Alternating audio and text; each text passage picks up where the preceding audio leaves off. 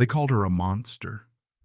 The scarred waitress at Mel's Diner hid beneath long sleeves every single day, enduring cruel whispers about her hands from folks who only saw ugliness, never realizing something else lay beneath.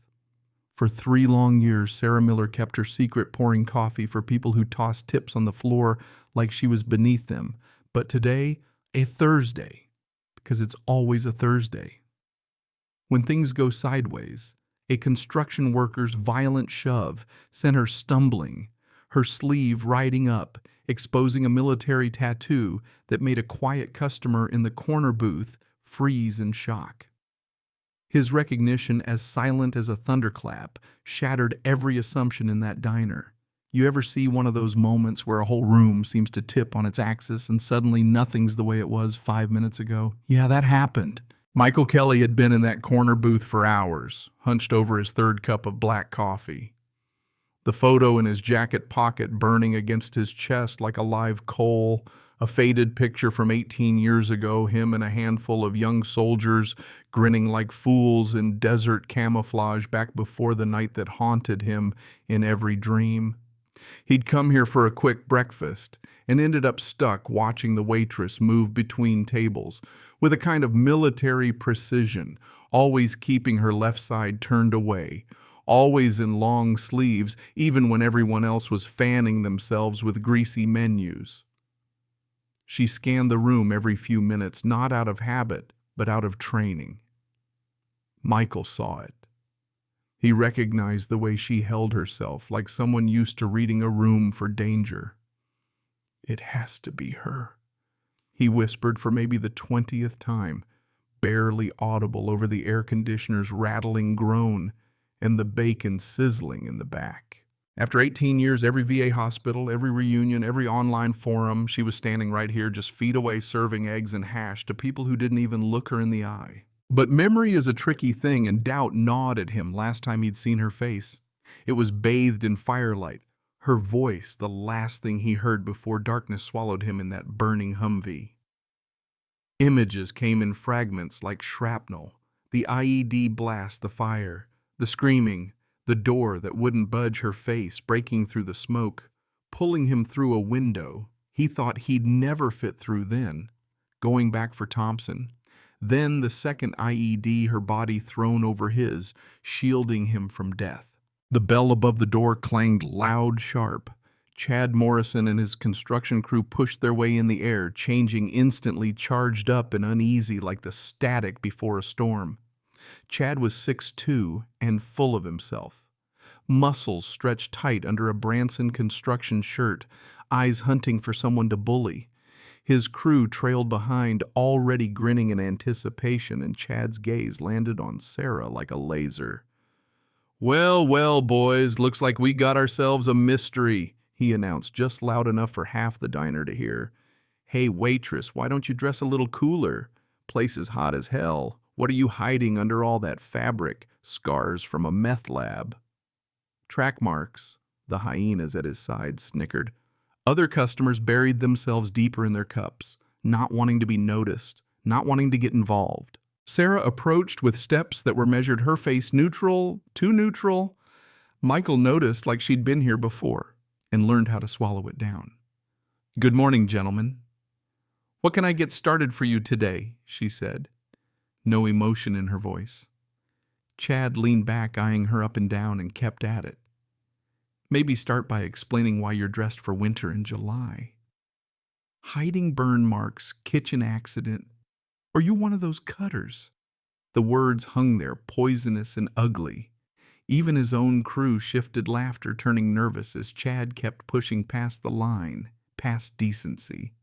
An elderly couple 2 tables over exchanged glances.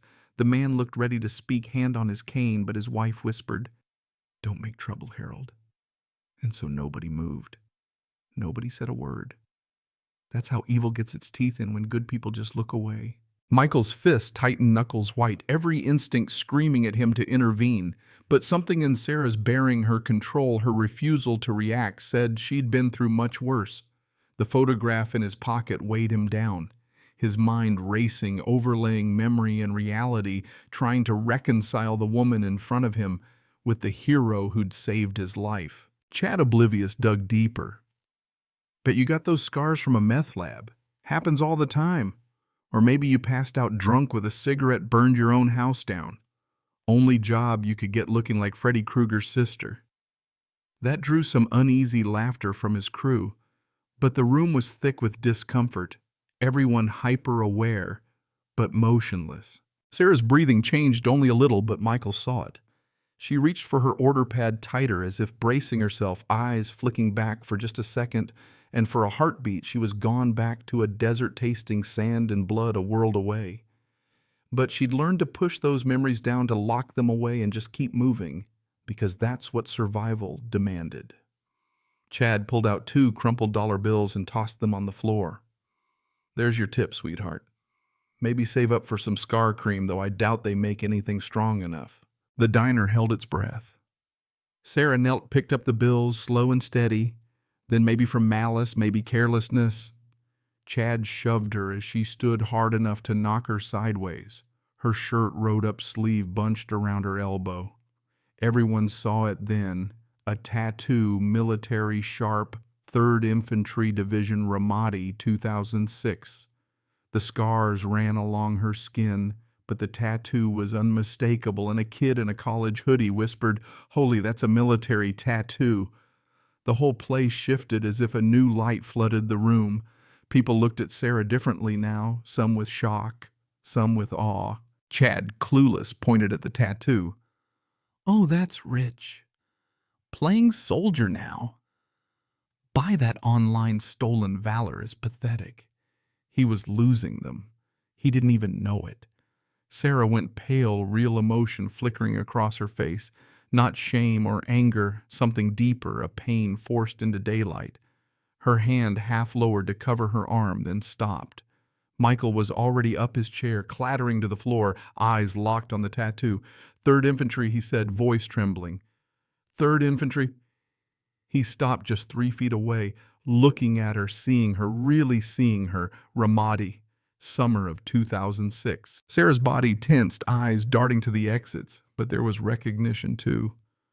"Oh my God," Michael breathed. "Sergeant Miller. Sarah Miller, you're the one. You pulled me out of that Humvee. 18 years I thought I'd lost you. They told me you didn't make it. They said you died in Germany." Sarah's composure broke the tray in her hands, dropping cups, shattering coffee, spreading across the floor.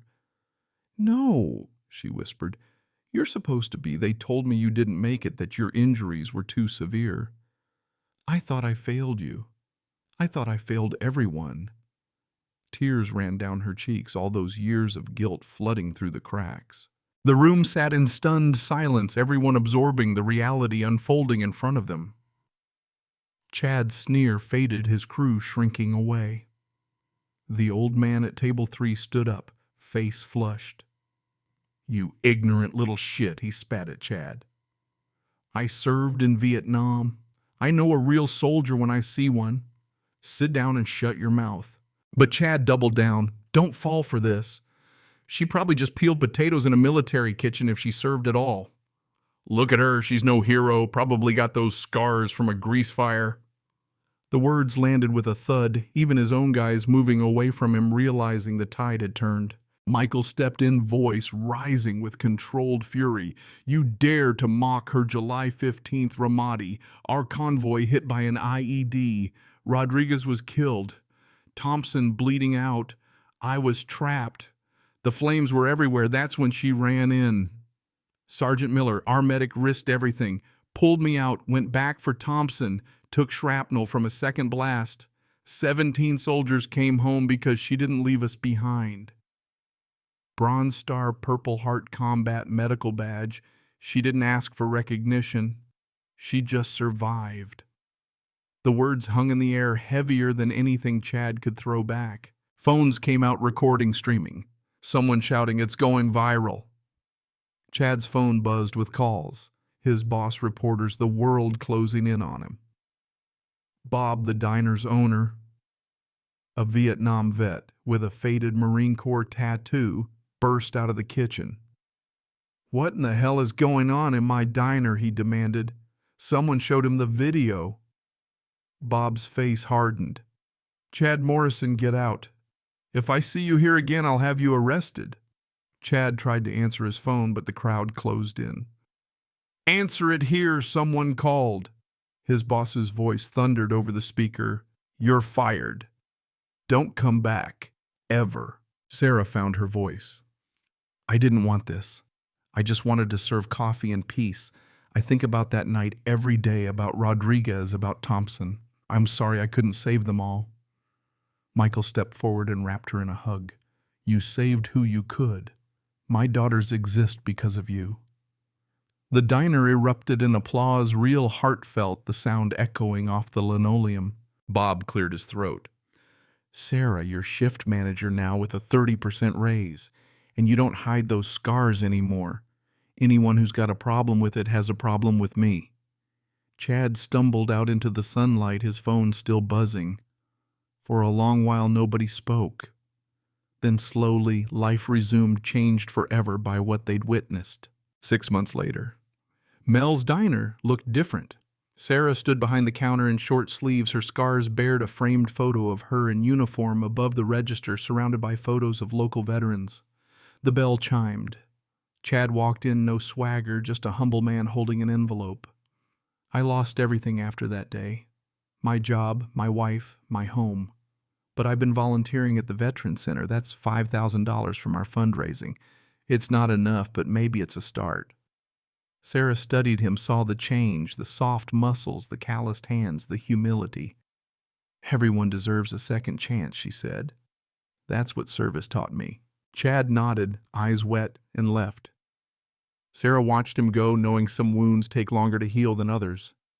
Should she forgive him? Should people like Chad get a second chance? That's what I want to know. Let me hear what you think down in the comments. What's justice? What's forgiveness? Where's the line between a monster and a person just trying to do better? Xin chào các bạn, mình là Trinh, mình phụ trách viết content. Trên đây là những công việc của mình là mình lên mạng xã hội tìm hiểu những video. It is cold, yeah. Next one? Alright. Thank you, man. Hey, if you guys have any trouble, let somebody know. Please. After the tree to hold on to. Yeah, they're